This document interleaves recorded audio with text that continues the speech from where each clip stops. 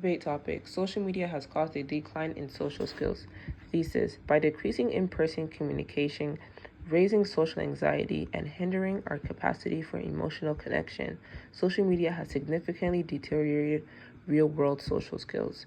Introduction: social media has a big impact on how we communicate in the current digital time.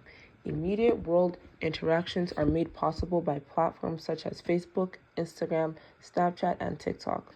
Many see this as a step forward, a simpler method of keeping in touch and forming new connections. But there is a price to pay with this new form of communication. Social skills have clearly declined with the rise of social media, particularly among teenagers and young adults. Emojis, short messages, and filters are replacing the personal, in-person conversation that once taught people things. Long-term issues with interpersonal relationships in the real world are being brought on by this change. Our social skills in real life are being destroyed by social media, which is replacing shallow digital interactions for deep, meaningful connections.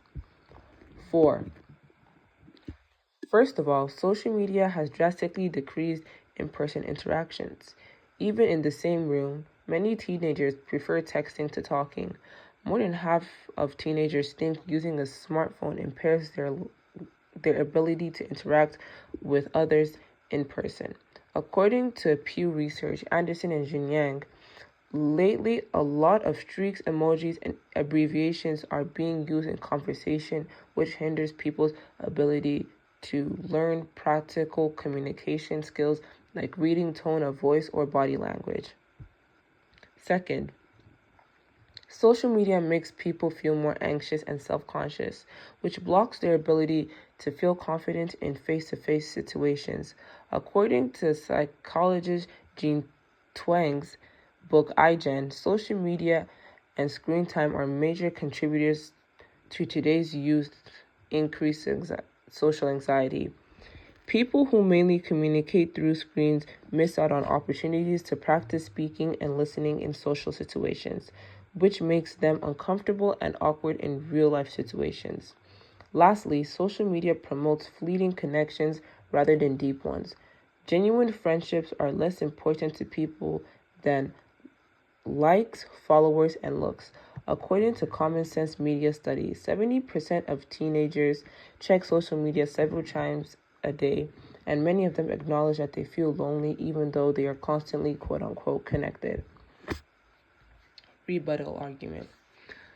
Social media, stated by some, allow people who are shy or nervous to express themselves and share who they are online. This may be true in the short term, but it does not help them get over their fear over time. Actually, relying too much on screens can keep people from becoming more self-assured on social settings. Overuse of social media can exacerbate anxiety because it makes people avoid rather than confront their social situations, according to Psychology Today, UHLS. Some claim that social media enables people to establish new friendships or preserve long-distance relationships. This is true, but virtual interaction shouldn't take place of in-person relationships. According to Keith Hampton's research, social media can facilitate communication, but it also fosters a spiral of silence in which people are reluctant to be open about themselves for a fear of criticism or negative online reaction. Even on the internet, this fear prevents genuine emotional honesty. Conclusion.